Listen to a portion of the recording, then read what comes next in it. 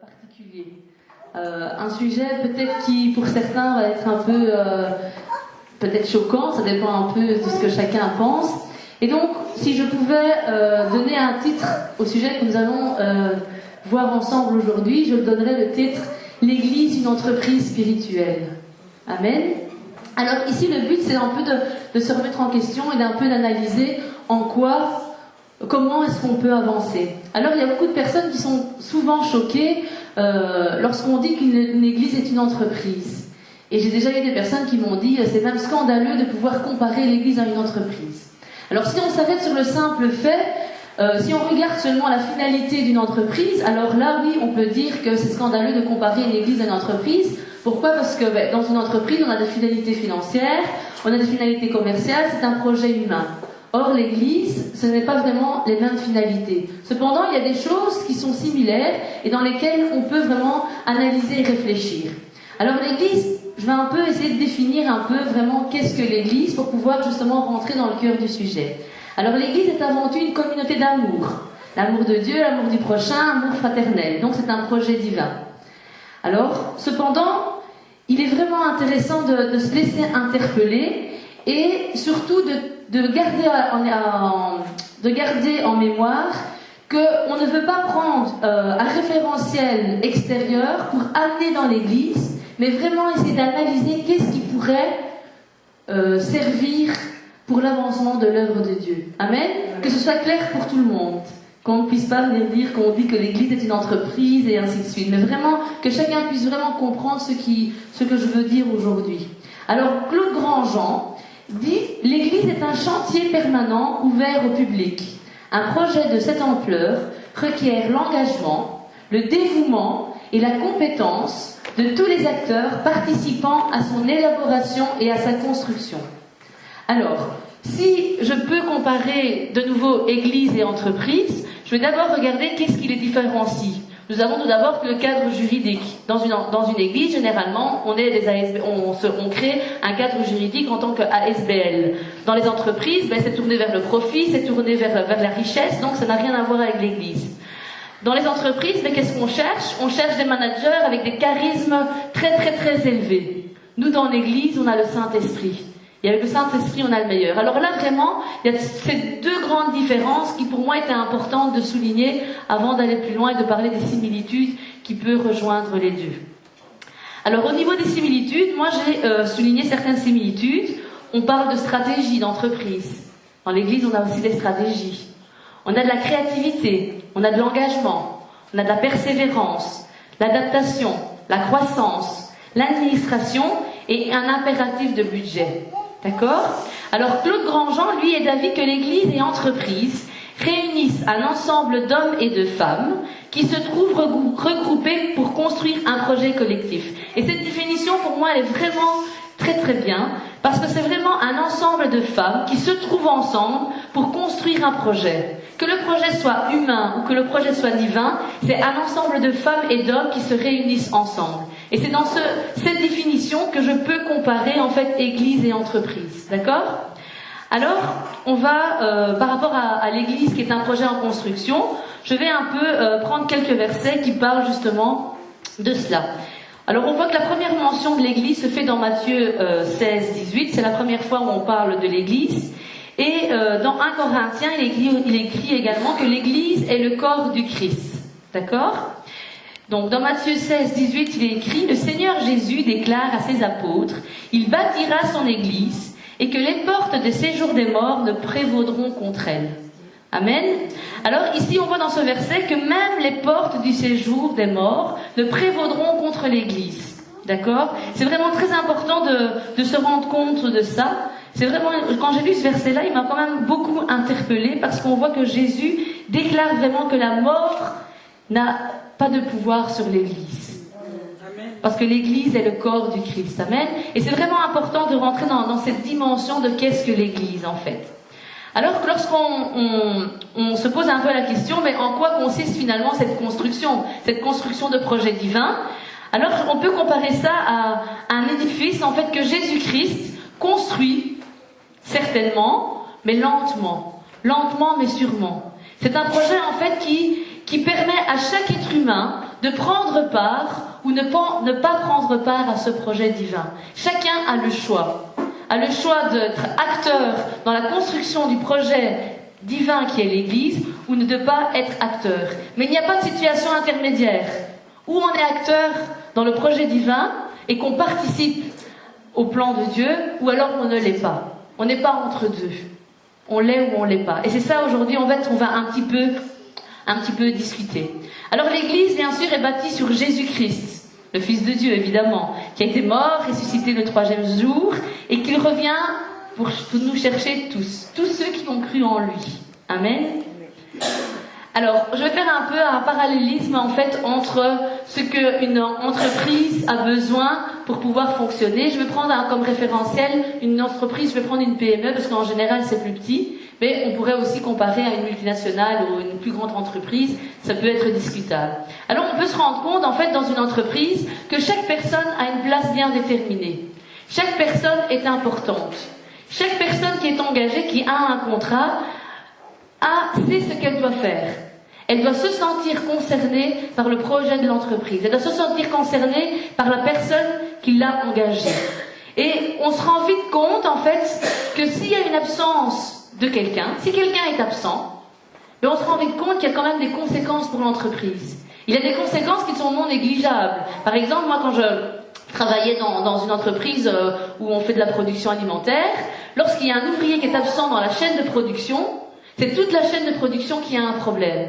Et ça veut dire que ça engendre aussi, les commandes ne partent pas à temps, le client n'est pas livré. Et donc l'absence d'une personne est vraiment très importante et peut amener vraiment des pertes. Et donc, on peut se rendre compte aussi que dans des moments difficiles, où l'entreprise, avec toutes les crises économiques qu'on entend actuellement, avec tous les moments difficiles, on se rend compte qu'on a besoin de travailleurs, de personnes qui se sentent impliquées dans l'entreprise, des personnes qui se sentent impliquées et qui veulent donner le meilleur d'eux-mêmes, des personnes qui sont prêtes à aller jusqu'au bout, à se battre pour la société, à se battre pour ce à quoi ils ont cru.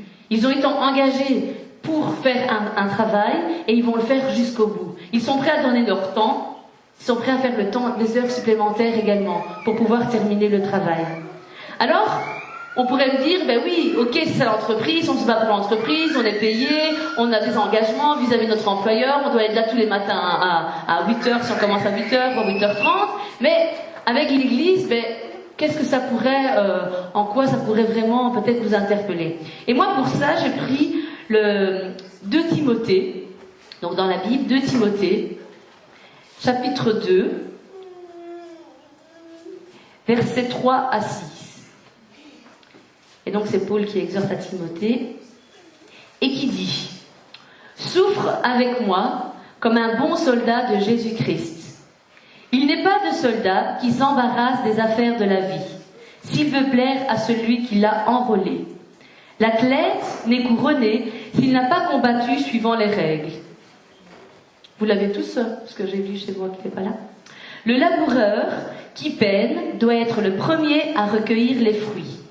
Comprends ce que je dis, car le Seigneur te donnera de l'intelligence en toutes choses. Donc, comprends ce que je dis, car le Seigneur te donnera de l'intelligence en toutes choses. Alors moi, j'ai été chercher la définition du mot intelligence, parce que j'ai été interpellée avec Thierry une fois lorsqu'on est allé rendre visite à des personnes, et on parlait de l'intelligence. Et c'est quand même surprenant comment les gens interprètent l'intelligence. Qu'est-ce que l'intelligence finalement? Et donc j'ai pris la définition du dictionnaire pour pouvoir vous donner une définition et pour que vous puissiez vraiment comprendre qu'est-ce que l'intelligence.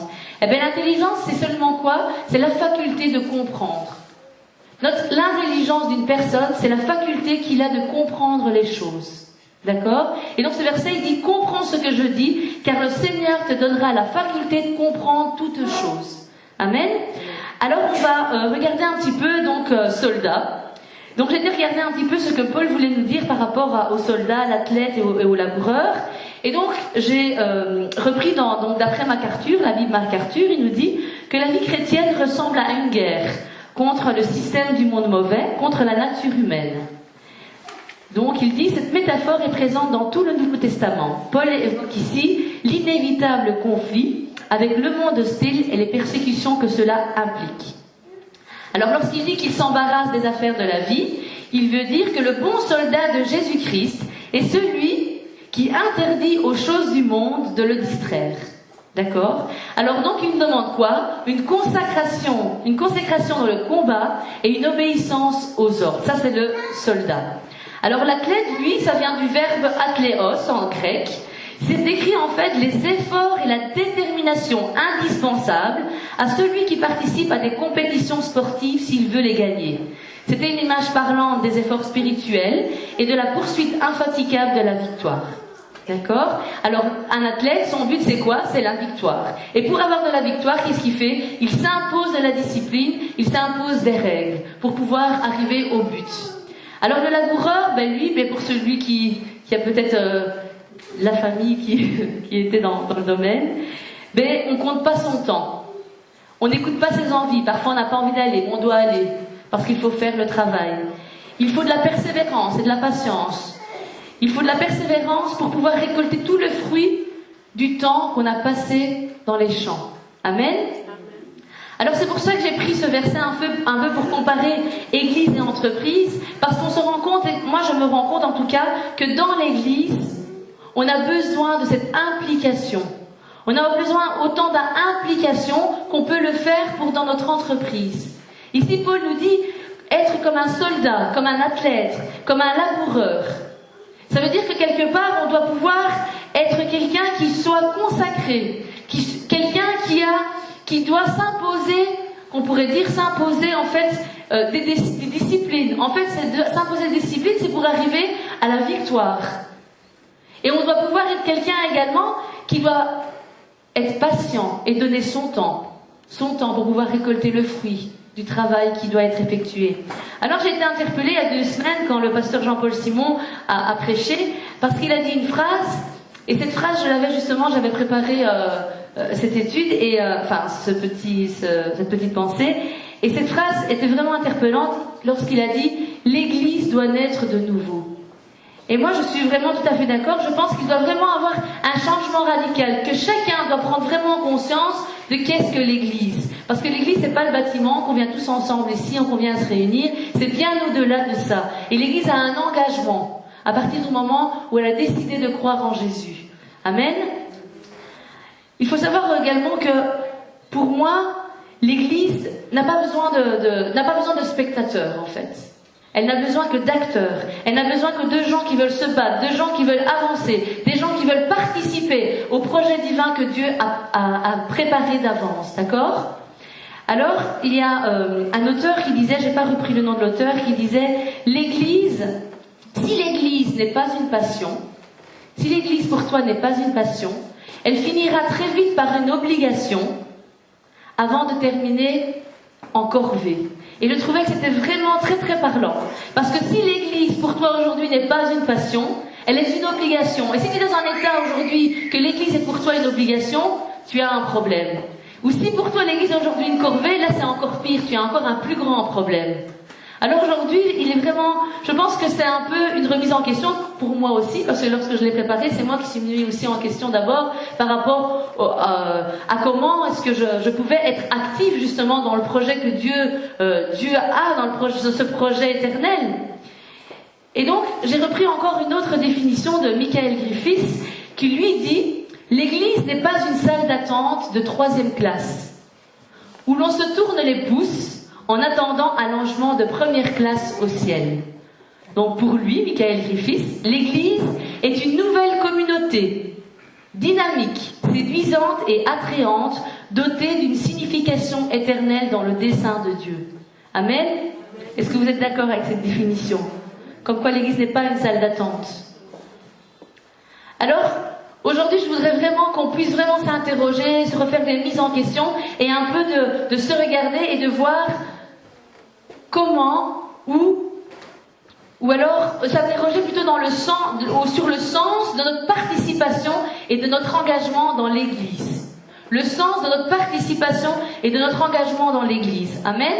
Alors, on va réfléchir un peu sur 3 points que je ne vais pas développer ici. Je vais juste les citer parce que les 3 points-là, en fait, demanderaient une étude plus approfondie. Mais je veux juste les citer afin que chacun puisse vraiment se remettre en question. Donc, on va d'abord réfléchir sur la mission de l'Église, sur la vision de l'Église et sur la valeur. D'accord? Et donc, je pense que c'est vraiment important, en fait, de vraiment s'interroger et de se dire aujourd'hui, de quelle façon je suis engagée dans le projet divin? De quelle façon je participe au projet divin? D'accord? Alors j'aimerais qu'on prenne vraiment, ensemble, quelques minutes, quelques secondes, que chacun puisse vraiment réfléchir à tout ce que j'ai déjà dit. Est-ce qu'on a la consacration d'un soldat? Est-ce qu'on a la discipline d'un athlète? Est-ce qu'on a la persévérance d'un laboureur? Est-ce qu'on se sent participatif et engagé dans le projet divin? Alors j'aimerais vraiment que pendant quelques secondes, on puisse vraiment réfléchir à ça.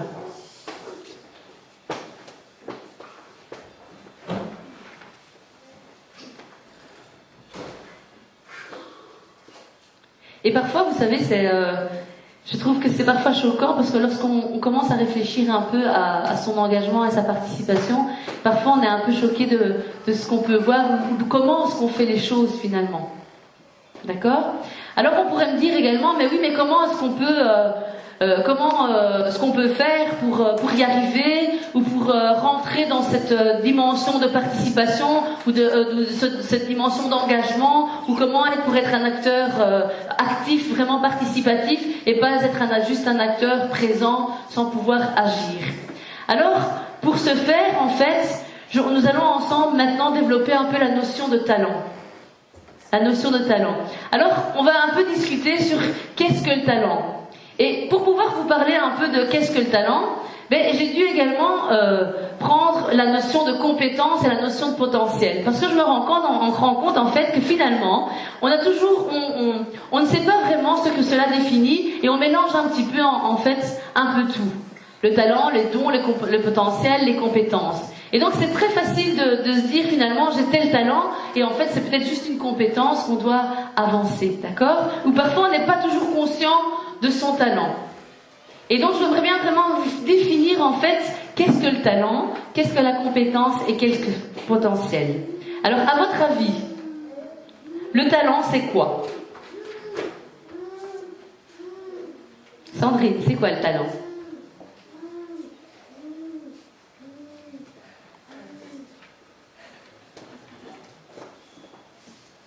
Quelqu'un qui peut l'aider? Savoir faire quelque chose.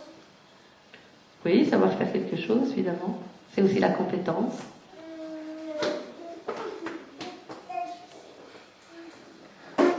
En Géraldine, le talent, c'est quoi?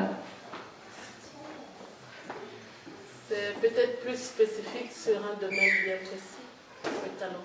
C'est savoir faire quelque chose, mais dans un domaine plus précis. Ça, je sais pas.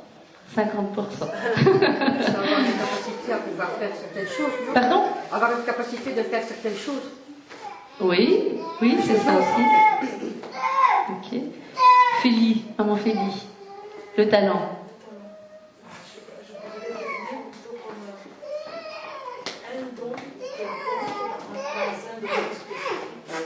Un don quelconque. Un don. Ok. Alors je vais vous le définir. Le talent, d'accord, c'est un don, effectivement. C'est quelque chose une capacité, évidemment. Mais c'est plus spécifique que ça. Je vais d'abord vous demander qu'est-ce que pour vous la compétence, et puis comme ça je vais faire la comparaison des deux, d'accord? Alors la compétence, c'est quoi, à votre avis? Pardon? Un savoir-faire, ok. Et le talent, c'est pas un savoir-faire?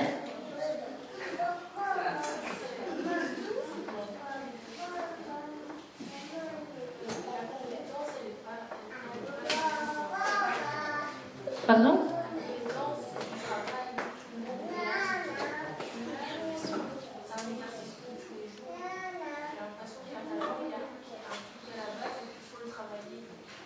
Ok, c'est pas mal.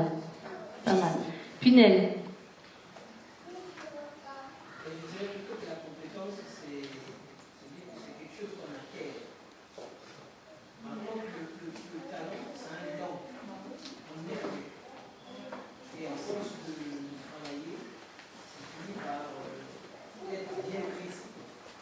Ok, ça me convient.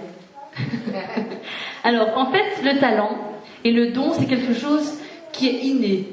C'est en nous, c'est déposé en nous. Donc c'est pour ça que... Et souvent on fait une différence entre le talent et le don. Mais le talent et le don, c'est la même chose. En fait, si vous regardez dans le dictionnaire, si vous regardez le talent, il vous dit que c'est un don. Si vous regardez le don, vous dites que c'est talent. Parce que souvent j'ai entendu, oui mais un talent n'est pas un don. Le talent est le don, d'accord? En fait, le talent, c'est quelque chose, s'appelle en fait un aimer-faire. Une compétence, c'est un savoir-faire, comme elle l'a dit Sandrine. Alors, on peut remarquer, comme l'a dit aussi Punel, le talent, en fait, c'est une facilité. On a une facilité. Et la compétence, ben ça, il faut la travailler. D'accord? On pourrait dire, en fait, que... mais ici, à un moment donné, Sandrine, tu as fait une comparaison. Mais moi, je vais vous donner un exemple pour vous dire que parfois, c'est difficile aussi de pouvoir définir le talent et la compétence. Pourquoi? Vous prenez, par exemple, 2 étudiants en maths. Il y a une personne qui aime les maths. Elle comprend les maths, elle a le don en elle, c'est inné en elle. Elle, en 2 heures, elle vous fait un examen de maths. Et donc, la personne qui va avoir un examen de maths, par exemple, va étudier 1 heure, et le lendemain, elle va aller à l'examen, elle va vous faire un 9,5 sur 10. Et puis, vous avez une deuxième personne qui n'aime pas les maths, mais qui va devoir étudier pendant 5 jours. Et pendant 5 jours, elle va étudier. Et quand elle va faire son examen, elle va avoir aussi 9,5 sur 10. Est-ce que le résultat n'est pas le même? Au niveau de la cotation, oui. Mais le temps qu'elle a passé n'est pas la même chose. Et donc là, c'est pour vous vraiment que vous discerniez la différence entre le talent et la compétence. D'accord? C'est un peu plus clair? Alors, je vais vous donner la définition littéraire du talent. C'est assimilé à un don, à une faculté. Le talent du latin talentium désigne une capacité particulière, une habilité naturelle ou acquise pour réussir en société ou dans une activité donnée, souvent considérée comme unique et rare. Il se développe grâce à l'expérience, à la formation et l'entraînement. C'est la reconnaissance qu'une personne est meilleure que les autres, mais dans un domaine bien précis. D'accord ? Le talent se caractérise par les idées d'excellence et de différence. C'est une passion correspondant à l'idée de faire la différence. C'est une ressource rare. Il ne suffit pas d'avoir du talent, mais il faut aussi s'en servir. D'accord? Est-ce que tout le monde est d'accord avec ça? Alors, pour avoir du talent, il faut aussi être convaincu qu'on en possède. C'est très important. Alors, il faut savoir que lorsqu'on n'a rien que le talent, on a tendance à se reposer sur la facilité. Et c'est ça le gros problème. Si on veut aller plus loin, même si on a du talent, il va falloir développer son talent pour devenir un expert. Parce que sinon, c'est facile. Je veux dire, quelqu'un qui sait très bien chanter, c'est facile. Mais si elle veut aller plus loin, et elle devra vraiment travailler, même si en elle a ça qui est en elle. D'accord ? Alors, il faut savoir qu'on n'est pas toujours conscient de son talent, et plus on est conscient de son talent, et plus on doit le développer. Alors, la compétence, quant à elle, c'est un savoir-faire, comme on l'a dit. Donc, Pierre Miralles, lui, définit la compétence par ce que l'individu sait faire. Il s'apprend à travers l'expérience, la formation, donc comme le talent. Elle est transférable d'un contexte à l'autre. Donc, on sait transférer sa compétence d'un contexte à l'autre. Si la compétence de l'individu se définit par ce qu'il sait faire, son talent est caractérisé de ce qu'il sait faire mieux que les autres. D'accord ? Celui qui veut les références, c'est le livre de Miralles de 2007. Donc, il faut savoir également que pour développer des compétences, ça a un sens. On ne développe pas des compétences parce qu'on s'est dit aujourd'hui on va développer des compétences. Ça a du sens de développer des compétences. Alors, ce qui était un peu plus difficile à définir, et je pense qu'il est plus difficile parfois à comprendre, c'est vraiment la notion de potentiel. Qu'est-ce que le potentiel dans la compétence et dans le talent ? Est-ce que c'est de la compétence? Est-ce que c'est du talent? À votre avis, qu'est-ce que le potentiel? Sarah, c'est quoi le potentiel? Oui, une capacité, effectivement.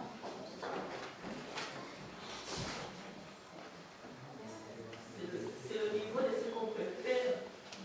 Ok, c'est bien aussi ça. C'est un peu ni l'un ni l'autre, parce que le potentiel, c'est une source qu'on a, mais qu'on n'exploite pas spécialement.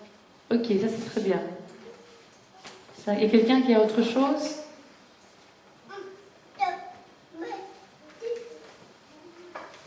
Ok, je vais vous donner la définition alors. Le potentiel, donc on a vu que le talent, c'est un aimer faire. La compétence, c'est un savoir-faire, pardon. Et le potentiel, c'est un pouvoir-faire. D'accord ? Le potentiel porte sur l'avenir et non sur le fait. D'être capable au moment présent. Cela porte donc sur un investissement promoteur dans le futur. Il est virtuel et non directement observable. D'accord ? Compétences non utilisées qui pourraient être développées dans l'avenir. Sorte de réserve de compétences que la personne a en elle et qu'on peut mobiliser lorsqu'on en a besoin. D'accord ? Le potentiel se cultive aussi. Il serait donc composé de diverses notions telles que la compétence, les leçons tirées de l'expérience et les qualités encore inexploitables qui sommeillent chez une personne et qui demandent qu'à être réveillées pour développer son potentiel. D'accord ? Alors, c'est une capacité probable, reconnue à quelqu'un d'assurer dans un proche avenir une certaine fonction, une certaine tâche. D'accord ? C'est vraiment différent du talent et de la compétence. Donc, comme l'avait dit Sandrine, c'est quelque chose qui sommeille en nous. D'accord ? C'est un ensemble de dispositions personnelles qui est encore incomplètement exploité, qui peuvent permettre à une personne d'évoluer ou de s'orienter vers de nouvelles responsabilités à court ou à long terme. D'accord ? Alors, pour pouvoir développer son potentiel, il faut faire quelque chose. C'est pas en restant sur place, c'est pas en restant assis qu'on développe son potentiel. Il faut à un moment donné se lever et il faut aussi être conscient. Il faut apprendre à se connaître. Savoir donc ce qu'on aime faire, ce qu'on sait faire et ce qu'on peut faire. D'accord ? C'est très important que chaque personne apprenne à se connaître. Alors on pourrait dire, mais d'où ça nous vient, tout ça, d'où cette capacité, d'où ce talent ? Le talent, on sait qu'il nous vient de Dieu. Il nous a été déposé en nous à notre naissance.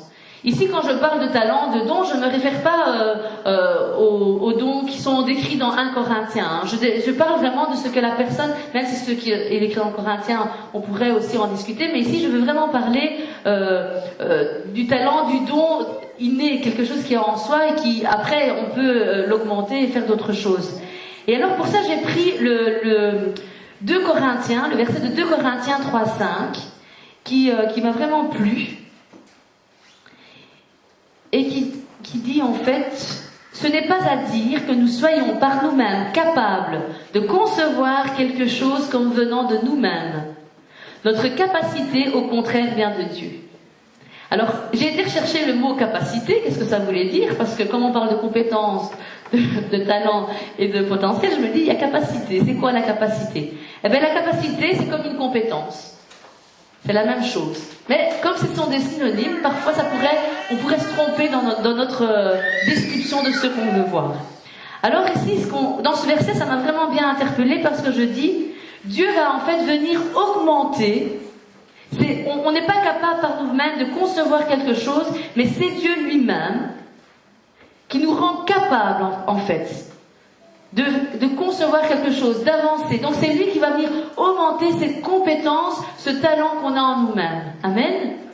Donc si quelqu'un y croyait qu'il était capable de concevoir quelque chose, désolé de vous dire aujourd'hui en fait que notre capacité elle vient que de Dieu. Amen.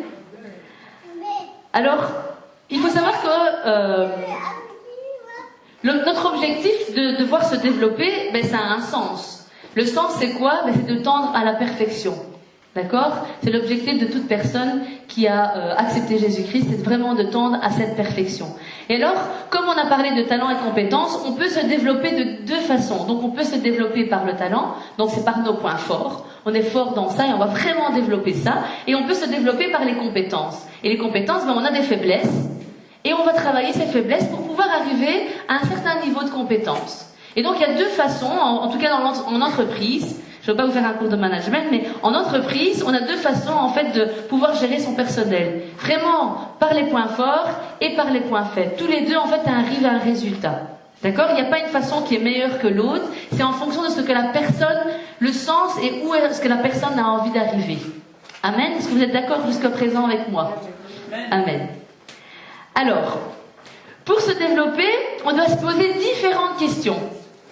Parce qu'on ne commence pas à se dire aujourd'hui, ben demain, voilà, je vais développer mon talent, je vais développer mes compétences. Il faut se poser des questions, il faut réfléchir.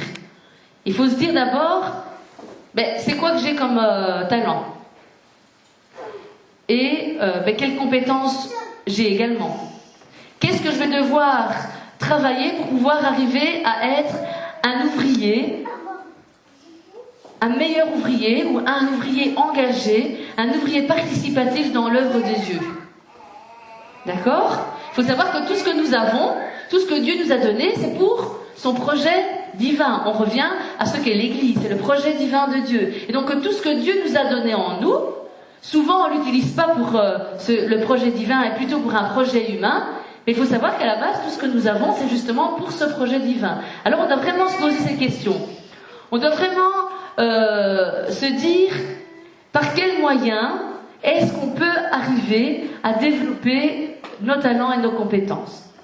Alors pour ça, il faut déjà comme je l'ai dit, se connaître. Tu dois savoir qui tu es. Ici, il faut que tu saches qui tu es, donc tu te connaisses toi en tant que personne individuelle, mais savoir qui tu es aussi en Jésus-Christ. C'est très important. Il faut savoir ton identité. Pasteur nous a prêché maintes et maintes fois sur l'identité. Et j'espère qu'aujourd'hui, chaque personne connaît vraiment son identité et qu'elle sait qui elle est en Jésus.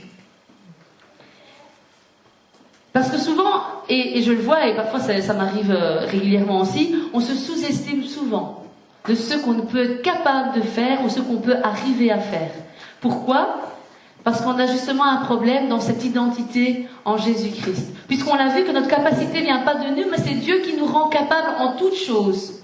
Donc quand on sous-estime, ça veut dire qu'on sous-estime que Dieu peut nous rendre capables de faire quelque chose. Et bien sûr, il faut aussi discerner quel est le talent que tu as en toi et la compétence qui est en toi qui peut être développée pour devenir quelqu'un qui peut faire quelque chose, d'accord? Et souvent, je ne sais pas, et moi je me remets en question aussi, et je me demande si finalement, souvent, on a cette attitude ou ce comportement d'être des gagnants, d'être des personnes qui s'investissent, des personnes qui ont une mentalité de gagnant et pas une mentalité de perdant, des personnes qui savent que quand ils vont faire quelque chose, elles vont payer le prix, mais elles vont y arriver. Elles vont devoir travailler parce qu'elles savent qui elles sont. Elles savent ce que Dieu a déposé en elles. Elles savent ce que Dieu a mis en eux. Et elles savent qu'elles vont travailler. Mais Dieu est là. Elles ont choisi Jésus-Christ pour atteindre l'objectif. Non pas pour elles, mais pour l'avancement du projet de Dieu. Amen. Alors, nous, comme on a choisi Jésus-Christ, même si on a parfois c'est difficile, les épreuves sont là. Hein. Celui qui dit qu'il n'y a pas d'épreuves parce qu'on a Jésus-Christ, c'est pas vrai. On a des épreuves, mais on a cette, je veux dire, cette âme, si je peux dire comme ça, de gagnant. On est des gagnants. On a une vision de gagnant.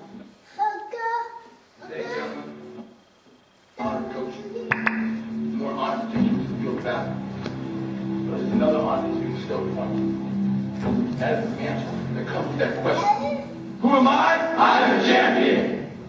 That's right. Remember that all through this game. I was conquered when I was found. Jesus not hear my plea. I will believe what others have doubted. I will always endeavor to both esteem, honor, and respect for my team. I have trained my mind and my body will fall. Who am I? I'm a champion. I will acknowledge the fact that my opponent do not expect me to win. But I will never surrender. Weakness will not be in my heart. I will look to my comrades and to those who have brought me to this world and those who have trained me, and I will draw strength from them. Who am I? I'm a champion. I will crash, go off to the field of battle, and I will move in everything I can do. And I will reach my field of battle at any means at my disposal. And when I get there, I will rise violently. I will rip the heart from my enemies and leave a bleeding on the ground, because he cannot stop me. Who am I? I'm a champion. To my side, I have comrades. Comrades that have been through these wicked days, through sacrifices, blood, sweat, and tears. Never will I let them fall. Never will I let them down. And I will never leave an enemy behind. Because our opponent does not know my heart. Who am I? I am a champion. No one will deny me. No one will define me. And no one will tell me who and what I am. And me. Belief will save my world. It is through God, it is through Christ, it is the man of the moon. And it will carry me through this battle. Who am I?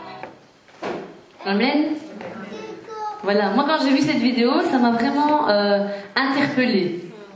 Et par rapport au sujet qu'on est en train de discuter, ça m'a vraiment interpellée parce que c'est vraiment un entraîneur qui fait ce discours avant de pouvoir rentrer sur je n'abandonnerai jamais. Jamais la peur envahira mon cœur. J'irai avec joie sur le champ de bataille. J'y arriverai violemment. Mon ennemi ne pourra pas m'arrêter. Nos adversaires ne connaissent pas notre courage. Défaite, le mot défaite ne fait pas partie de mon vocabulaire. Ce que je comprends, c'est la victoire. Et rien n'abandonner, jamais rien n'abandonner. L'histoire se rappellera de moi, de nous, de toi et de moi.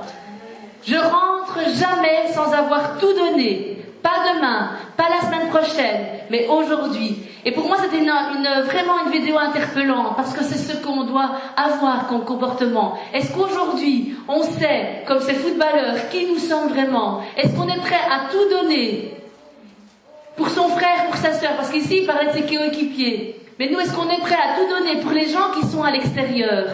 Pour amener ces gens qui sont du projet humain, les ramener dans le projet divin de Dieu, et d'avoir cette mentalité de gagnant, et pas cette mentalité de perdant. Et que ces gens de l'extérieur puissent vraiment choisir Jésus-Christ. Et en choisissant Jésus-Christ, ils vont être des gagnants. Amen. Alors je pense que il est vraiment important de se développer, que chacun prenne vraiment conscience qu'il est vraiment un acteur actif dans l'œuvre de Dieu. Chacun doit prendre sa place. Dans une équipe, il n'y en a pas un qui ne prend pas sa place. Tout le monde prend sa place. Et chacun doit vraiment être conscient qu'il doit prendre sa place. Là où il est, il ne doit pas rester là à attendre. Comme je l'ai dit, on n'est pas dans une salle d'attente. On est ensemble, on travaille ensemble pour la même direction, pour le même projet. Un projet éternel. Alors, je me posais la question en faisant ça, je me dis, ok, on a des talents, on a des compétences, on doit les développer, on doit prendre conscience qu'on a notre place, on doit avoir cette identité de gagnant, on doit vraiment, tout ce qu'on vient de discuter, mais je me dis, mais pour ce faire, il nous faut de la motivation.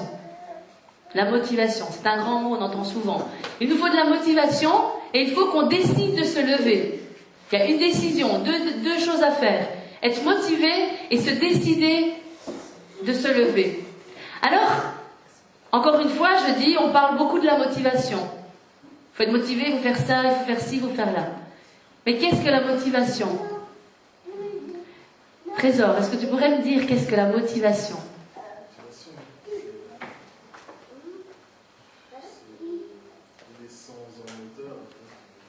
Oui. Super. Ok. Quelqu'un a une autre définition? Maman Vicky. Qu'est-ce que la motivation? Bon, la motivation pour moi, c'était là qui me permet d'aller droit au but. Hein. D'accord. En fait, le dictionnaire, c'est très bon ce que vous avez dit. Le dictionnaire définit la motivation par ceux qui te poussent à agir. Donc, comme l'a dit Trésor, c'est cette essence qui permet que le moteur se mette en route. Amen. Alors, j'ai deux petites questions. D'où elle vient notre motivation? Et qu'est-ce qui nous motive à l'heure actuelle, aujourd'hui, là où tu es, d'où vient ta motivation et qu'est-ce qui te motive déjà pour être ici. D'accord? Alors je vais vous poser une autre question.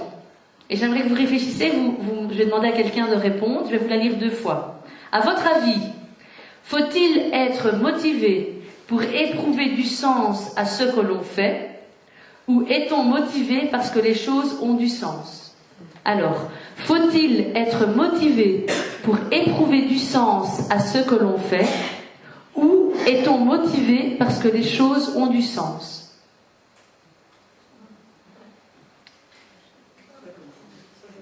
Alors, involontaire ou alors je désigne?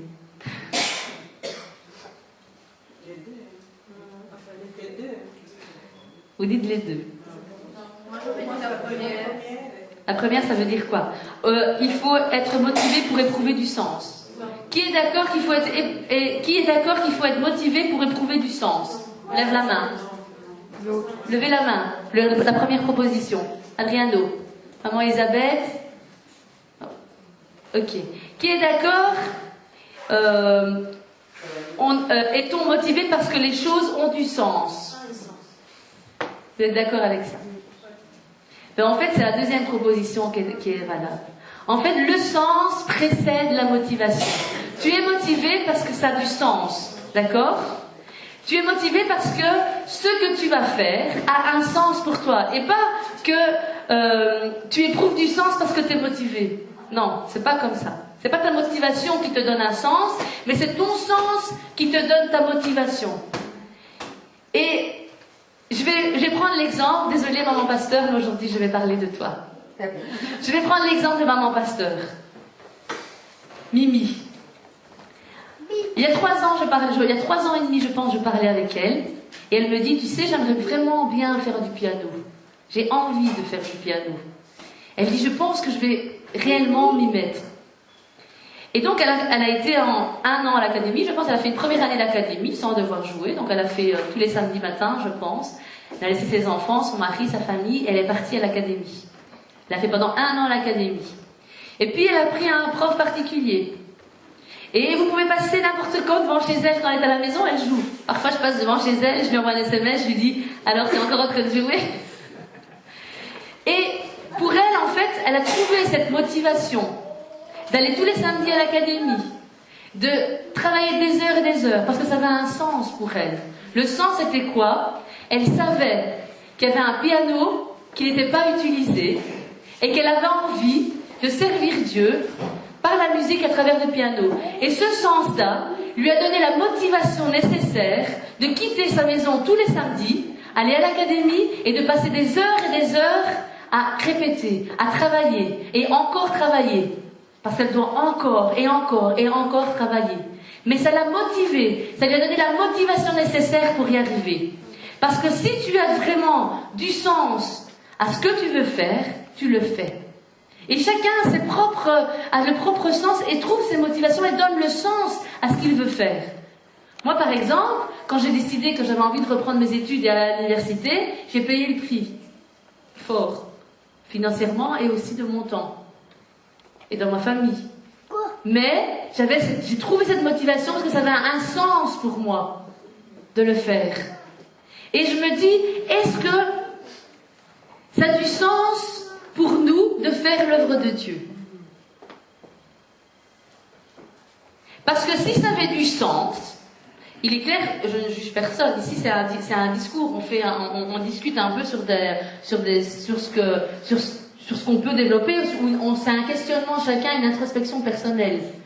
Je dis, si ça a du sens, vraiment, le projet divin de Dieu, comme on le comprend aujourd'hui l'Église, alors, seulement alors, on aura la motivation nécessaire de servir Dieu. Seulement alors, on deviendra actif dans le projet divin. Seulement alors, on donnera du sens à ce qu'on fait. Et souvent, j'entends des personnes, parfois, vous savez, on se trouve beaucoup d'excuses. On ne fait pas ça parce que, par exemple, je vais prendre mon exemple, je ne vais pas chanter dans la louange parce que j'aime pas la responsable de la louange. Par exemple.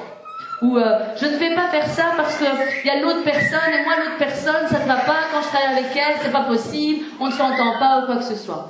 Je ne fais pas ça parce que le frère ou la sœur interne ne passe pas du temps avec moi. Et comme elle ne passe pas du temps avec moi, ça ne me permet pas, moi, de pouvoir avancer. Souvent, on entend des choses comme ça.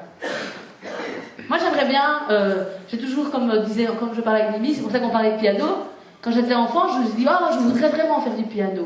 Mais si j'ai envie de faire du piano, je ne vais pas attendre que Mimi vienne m'apprendre à jouer du piano, mais je vais aller à l'école et je vais payer le prix de pouvoir arriver à ce que je veux arriver. Et si, grâce à Dieu, merci, elle a du temps à donner pour pouvoir aider les autres à apprendre, alléluia. Mais c'est pas une obligation pour elle de le faire et de se mettre dans une condition, je veux dire par exemple, difficile, alors que je pourrais aller à l'académie et que je pourrais apprendre. D'accord? Donc, je pense que parfois, et souvent, on se cherche des excuses. Pourquoi on ne fait pas les choses? On ne les fait pas parce que c'est de notre faute. On ne les fait pas parce qu'on n'a pas choisi de le faire, parce qu'on n'a pas donné le sens à ce qu'on devait faire. D'accord? Alors, pour vous donner encore une fois, c'est le deuxième et dernier petite vidéo, pour que vous voyez visuellement ce... Non.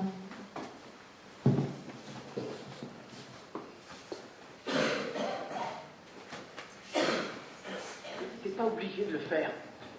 Ah ouais, ben moi je ferais bon. Alors, t'es pas un peu nerveux? Si, je suis mort de trouille.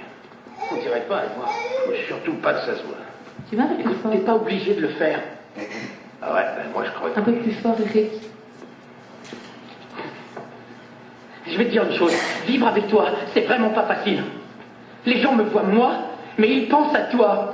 Maintenant, avec toute cette histoire, ça va être encore pire qu'avant. Pourtant, ça ne devrait pas. Ça le sera, je te jure. Mais pourquoi? Tu peux faire tout ce que tu veux. Avec un tel nom, c'est pour ça que j'ai un bon emploi. C'est pour ça que la plupart des gens ont envie de me parler. Là, j'ai enfin réussi à me tailler une place. Les gens me reconnaissent enfin pour mes compétences. Et tu fais en retour, je te demande de m'accorder une faveur et d'arrêter tout ça, d'accord? On sait que ça finira mal pour toi et ça finira mal pour moi. Tu veux dire que je te nuis? Oui, d'une certaine façon.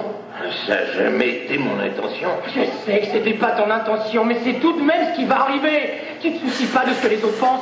T'as pas pensé une seule minute que les gens allaient se moquer de toi et qu'ils allaient m'inclure là-dedans? Tu trouves ça juste, toi? Est-ce que c'est juste?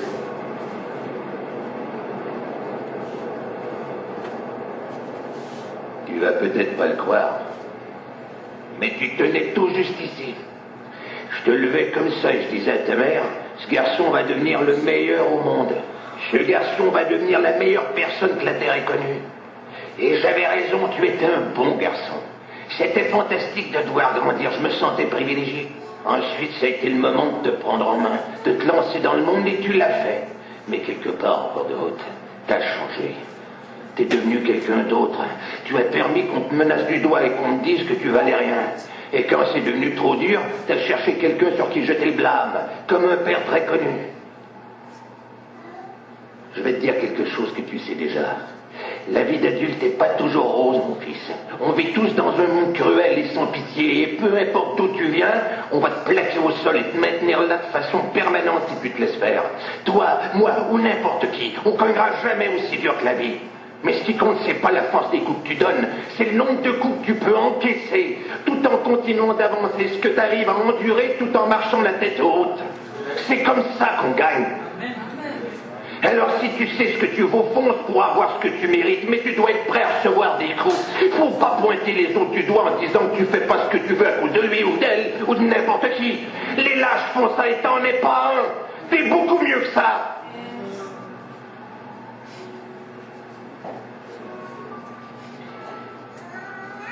Je t'aimerai toujours, peu importe ce que tu fais.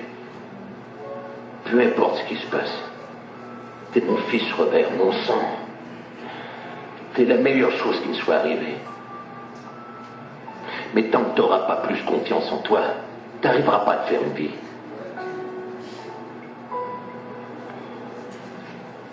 N'oublie pas d'aller voir ta mère.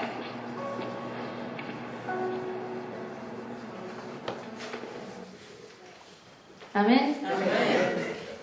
Voilà. Moi, ça m'a aussi beaucoup interpellée. Enfin, c'est la relation d'un père et un fils, c'est interpellant, mais c'est surtout le discours quand il dit tu as permis qu'on te dise que tu ne valais rien.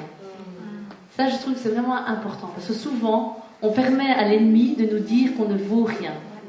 On permet à l'ennemi de prendre place dans notre esprit, dans nos sentiments, dans nos vies, de permettre qu'on ne vaut rien. Et comme je l'ai dit, il le disait, on cherche des excuses, parce qu'on n'est pas capable de regarder au roi de gloire et de s'accrocher à cette identité. Alors il dit, le nombre de coups que tu peux encaisser en gardant la tête haute. La vie chrétienne, c'est comme je l'ai dit, c'est pas facile, on a des coups, on encaisse des coups. Ça, on en encaisse. Mais, est-ce que tu gardes la tête haute? Est-ce que tu gardes les yeux dirigés vers le roi de gloire? Est-ce que tu gardes les yeux dirigés vers le projet divin que Dieu a préparé? Est-ce que quand ça devient trop difficile dans l'œuvre que tu t'es engagé dans l'église, comme disent les pasteurs, on vient donner une lettre de démission à un pasteur comme si pasteur t'avait engagé? Est-ce que tu sais dans quel moment tu as choisi d'être acteur? Est-ce que tu sais ce que tu fais, qui tu es et pourquoi tu le fais? Il dit aussi, c'est les lâches qui font ça. Les lâches qui font ça. Les lâches qui cherchent toujours à trouver des excuses. Pourquoi elles ne font pas les choses. À accuser les autres. Et de ne pas se regarder.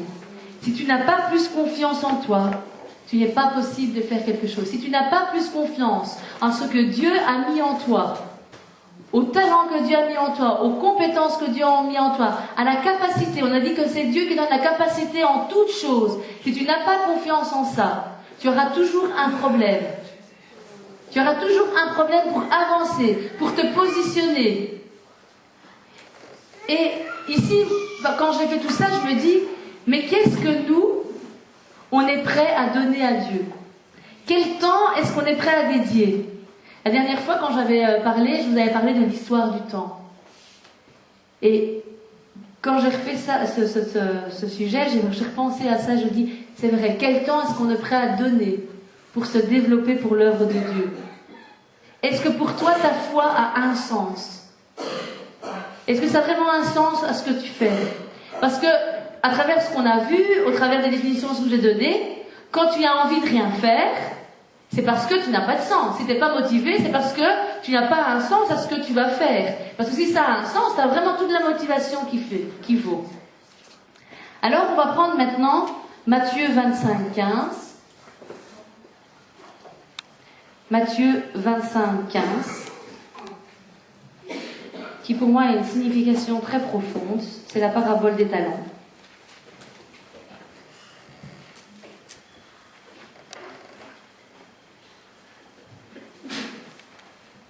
Et je vais tout doucement vers la conclusion.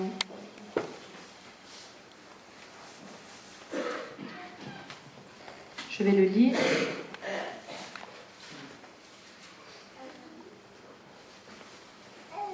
Ou alors, non, je vais demander à Punet. Si tu veux bien le lire, s'il te plaît. À partir du verset 14, à partir du verset 15, jusqu'à la fin, s'il te plaît. Tu peux lire à l'autre voix?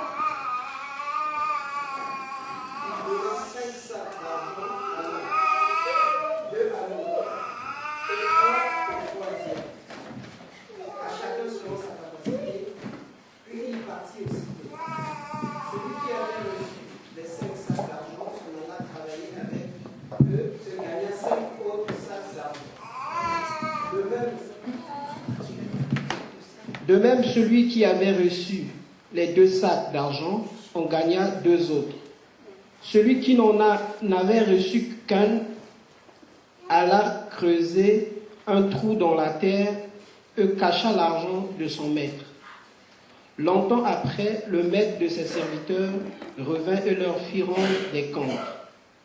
Celui qui avait reçu les 5 sacs d'argent s'approcha, en apporta 5 autres et dit, « Seigneur, tu m'as remis 5 sacs d'argent, en voici 5 autres que j'ai gagnés. » Son maître lui dit, « C'est bien, bon et fidèle serviteur. Tu as été fidèle en peu de choses. Je te confierai beaucoup. Viens partager la joie de ton maître. » Celui qui avait reçu les 2 sacs d'argent s'approcha aussi et dit, « Seigneur, Tu m'as remis 2 sacs d'argent. En voici 2 autres que j'ai gagnés. Son maître lui dit, c'est bien. Bon et fidèle serviteur, tu as été fidèle en peu de choses. Je te confierai beaucoup. Viens partager la joie de ton maître. Celui qui n'avait reçu qu'un sac d'argent s'approcha ensuite et dit, Seigneur, je savais que tu es un homme dur. Tu moissonnes où tu n'as pas sémé, et tu récoltes où tu n'as pas planté. J'ai eu peur et je suis allé cacher ton sac d'argent dans la terre. Le voici, prends ce qui est à toi. Son maître lui répondit, serviteur mauvais et paresseux.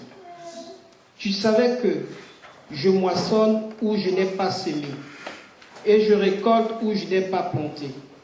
Il te fallait donc remettre mon argent au banquier, et à mon retour, j'aurais retiré ce qui est à moi, avec un intérêt.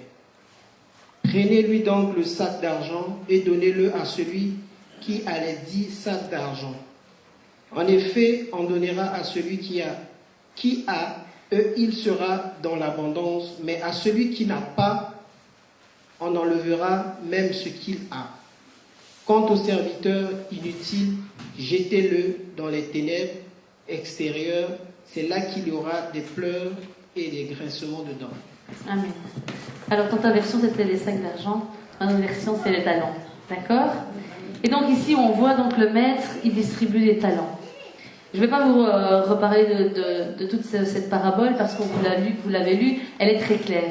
Mais ce qui m'a vraiment plus interpellée, c'est ce que le serviteur a fait avec son talent. Il avait un talent. Et ce qu'il a fait, il a fait un trou sous terre, et il a caché son talent. Et quand son maître est revenu, le seul talent qu'il avait, qu'est-ce qu'il a fait? Il lui a enlevé.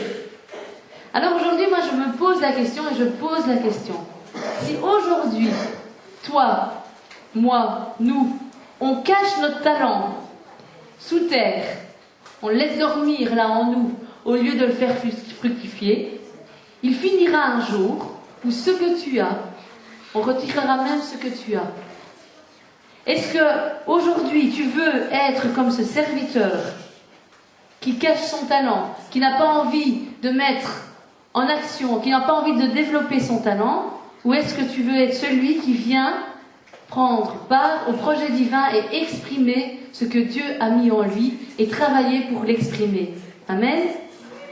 Alors il faut savoir que l'Église, en fait, elle prend sens quand c'est l'ensemble des membres qui expriment, qui s'expriment. C'est pas une personne qui est l'Église, c'est chacun. Chaque personne est l'Église. Chaque personne a sa place. Alors j'ai aussi été interpellée, il y a un passage dans la Bible également, et en fait ce qu'on en déduit, c'est est-ce qu'on utilise, nous, dans un but spirituel, les dons que Dieu nous a accordés, avec autant de sagesse que le font les enfants du monde dans un but spirituel? Est-ce que nous, qui sommes ici, on utilise pour l'Église, dans un but spirituel, les dons qu'on a, de la même façon qu'on l'utilise pour notre entreprise? Parce que, je suis désolée, quand on est en entreprise, on va en formation, on se forme, on doit toujours être à la hauteur on doit toujours être vraiment, on va dire les meilleurs, entre parenthèses, parce qu'on a l'objectif de rentabilité, et donc on doit toujours être là, on doit se former, on doit avancer, on doit donner le meilleur de soi-même tous les jours. Mais est-ce qu'on est prêt à faire ça pour Dieu? Est-ce qu'on est prêt à s'engager pour Dieu? Parce que je pense que si Dieu nous a donné, à chacun, il a mis quelque chose en nous, c'est pas pour rien. Il nous a donné quelque chose à chacun parce qu'il avait un plan bien précis pour chacun. Sinon, il nous aurait donné à tout le monde la même chose, il en aurait donné un à quelques-uns et pas à tout le monde. Vous avez quelques-uns qui faisaient ce qu'ils devaient faire, qui étaient acteurs, et les autres étaient spectateurs. Alors, j'ai entendu aussi souvent qu'on me dit, moi je sais pas quel don j'ai. Moi je connais pas mon talent, je sais pas quel don j'ai. Et si tu sais pas aujourd'hui quel don il est, que tu as, je pense qu'il est temps de plier les genoux et de vraiment aller devant la face de Dieu. Et que Dieu puisse vraiment t'illuminer. Tu sais ce que tu aimes faire. Ce que tu aimes faire. En fait, quand tu dois servir Dieu, tu dois être épanoui dans ce que tu fais pour Dieu. Tu dois vraiment t'épanouir. Ça doit être un plaisir pour toi. Parce que ton talent, c'est quelque chose que tu aimes faire. Et donc, ça doit être vraiment un plaisir, quelque chose qui va te rendre heureux. Quelque chose qui va ton visage va rayonner parce que tu es heureux dans ce que tu fais. Amen. Et alors, ce qui arrive souvent aussi, c'est qu'on a envie d'avoir le don de quelqu'un d'autre. Souvent, on voit une personne qui est talentueuse et on dit « Ah, moi, j'aimerais bien avoir son don. » Parce que tu n'as pas l'impression de connaître quel est ton don. Mais ça, il faut faire attention, c'est très dangereux. Parce qu'on ne se rend pas compte que quand tu désires le don de quelqu'un d'autre, tu méprises le don que Dieu a mis en toi. Et Dieu, ce qu'il te demande, c'est de mettre ton don et ton talent à l'œuvre. Et pas désirer le don de quelqu'un d'autre. Amen. Amen.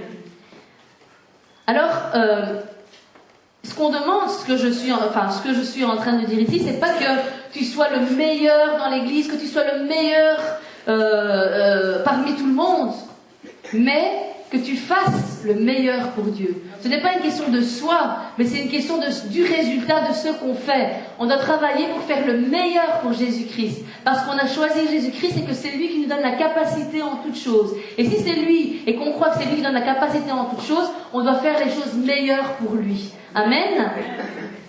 Et souvent, on est même surpris. Parfois, je me dis, je vais faire ça de telle façon.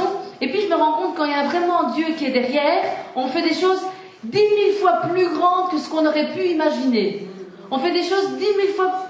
On n'aurait même pas... En rêve, il n'y aurait même pas eu ça. La façon dont ça se passe. Nous, on avait prévu tout un plan, je suis capable de faire ça, ça, ça et ça. Et puis, Dieu va bien au-delà de ça.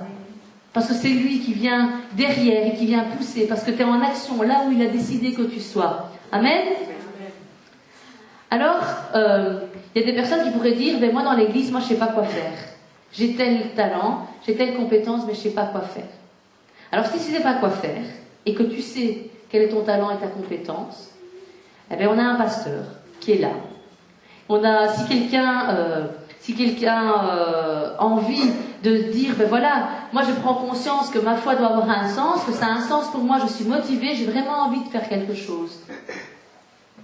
Mais il faut te lever. On a différents... J'ai listé en fait une liste qui est non exhaustive évidemment de certaines fonctions qu'on pourrait avoir besoin de personnes.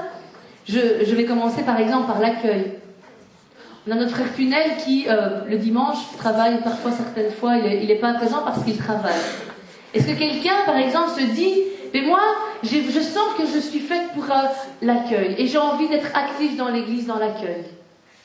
On a par exemple la caméra. Je ne sais pas si vous vous rendez compte qu'on a notre frère Eric qui est à la batterie, notre frère Eric qui est à la sono et notre frère Eric qui est aussi à la caméra. Il y a 3 fonctions, il est multifonction Eric Leblanc.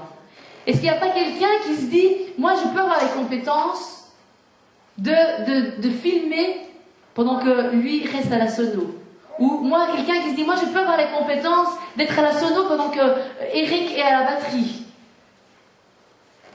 On a également un service social, parce que dans l'église, il y a un service social. Mais est-ce que quelqu'un se sent parfois concerné par ça? Il y a des personnes qui vivent des difficultés, ou qui ont besoin de conseils, qui ont besoin qu'on les aide pour gérer leurs papiers, qui ont besoin qu'on les aide pour aller voir, je ne sais pas moi, aller à la mutuelle, au syndicat. Est-ce que quelqu'un se sent parfois concerné de dire, moi j'ai le temps, je veux bien prendre de mon temps pour faire ça? On a également tout ce qui est, il y a l'intercession, on a l'audiovisuel, on a le projecteur, on a le service d'ordre, on a le nettoyage, on a l'accueil des nouveaux. On dit voilà, il y a des nouveaux, bienvenue, les diacres prennent les coordonnées. Mais est-ce qu'il n'y a pas quelqu'un qui se dit j'ai vraiment envie de passer du temps, peut-être leur remettre à ces nouveaux une Bible, peut-être leur remettre un courrier de l'église, peut-être leur remettre un verset ou un traité, quelque chose qui donne envie de faire connaissance avec eux, quelqu'un qui a envie de se développer un peu et d'être actif. Parce que parfois, moi j'ai l'impression qu'on a la vision de gérer l'église comme une petite église. L'église n'est pas une petite église. L'église est un projet éternel. C'est un grand projet divin que Dieu a conçu. Donc on ne gère pas une petite église, on gère un projet énorme qui est l'œuvre de Dieu, qui est l'église, qui est le projet de Dieu. Amen. Amen. Même chose, tout ce qui est organisation d'événements. Moi, j'ai jamais personne qui vient me dire « Oh, ce serait génial d'organiser une évangélisation. » On est ici entre nous, entre nos 4 murs. Mais est-ce qu'il Il n'y a pas de personnes qui ont envie de... Je sais qu'il y a des personnes qui sont dans l'évangélisation, et ça je n'en disconviens pas, mais vraiment de marquer le coup, de dire voilà, on va faire une évangélisation, on va organiser cet événement-là, on va sortir, on va faire quelque chose, on va vraiment travailler dans ça. Amen. Et donc il y a différents... Ici il y a plein d'autres choses, il y a les codymes également, que j'ai souligné. Il y a plein d'autres choses encore qu'on pourrait regarder. Il y a tellement de choses à faire en fait. Et chacun sait ce qu'il a envie de faire.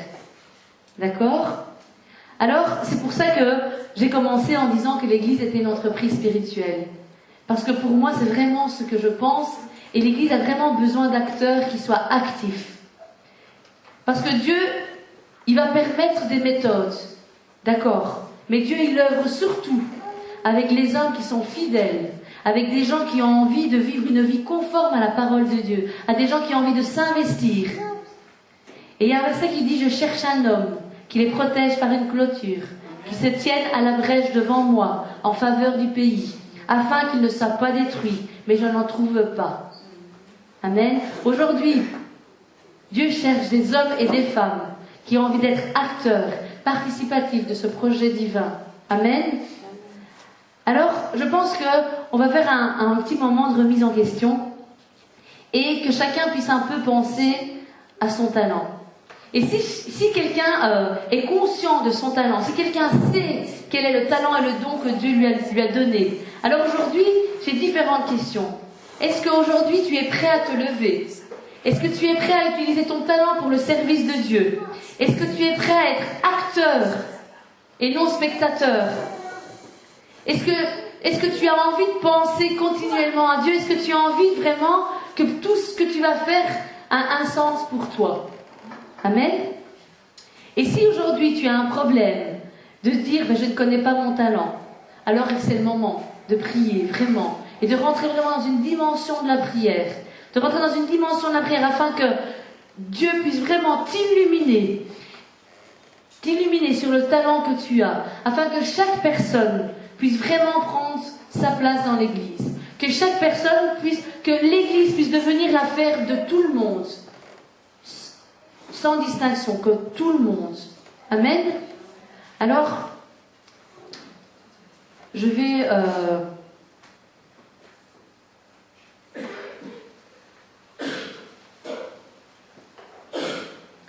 vous demander, on va prendre un petit temps, 2-3 petites minutes de réflexion.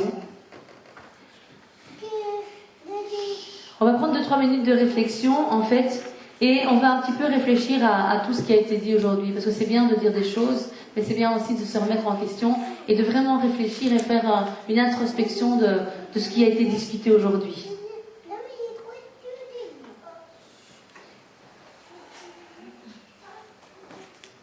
Et j'ai pris le verset de Éphésiens 5, 16-17 qui dit « Rachetez le temps et ne perdez plus de temps.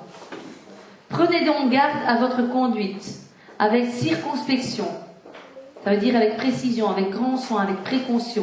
Non comme des insensés, mais comme des sages. Rachetez le temps, car les jours c'est mauvais.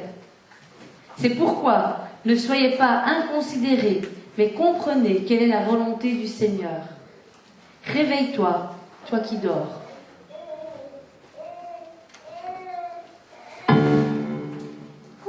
Alors, j'aimerais vraiment, Mimi, si tu peux me jouer le chant qu'on a Saint-Esprit vient régner. Si tu peux me le jouer.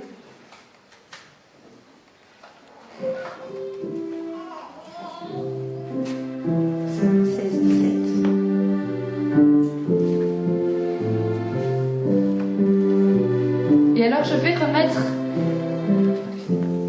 je vais demander à Sarah si tu peux venir. Je vais remettre à chacun un petit post-it. Et ce que je souhaite, en fait, c'est pour vous, vous devez le garder pour vous, c'est pas pour moi, vous devez pas me le remettre. Que chacun, en fait, puisse noter, si vous êtes conscient de votre talent, que vous notez votre talent. Juste un peu moins fort, s'il te plaît. Donc, que chacun puisse noter Si vous êtes conscient de votre talent, vous notez votre talent. Si vous êtes conscient, par exemple, que vous avez une compétence que vous avez envie de développer, vous le notez aussi. D'accord? Et si vous n'êtes pas conscient de votre talent, vous mettez, par exemple, j'ai envie de faire, j'aimerais faire cela, et qu'est-ce que vous allez entreprendre pour le faire? D'accord? C'est très important ce post-it.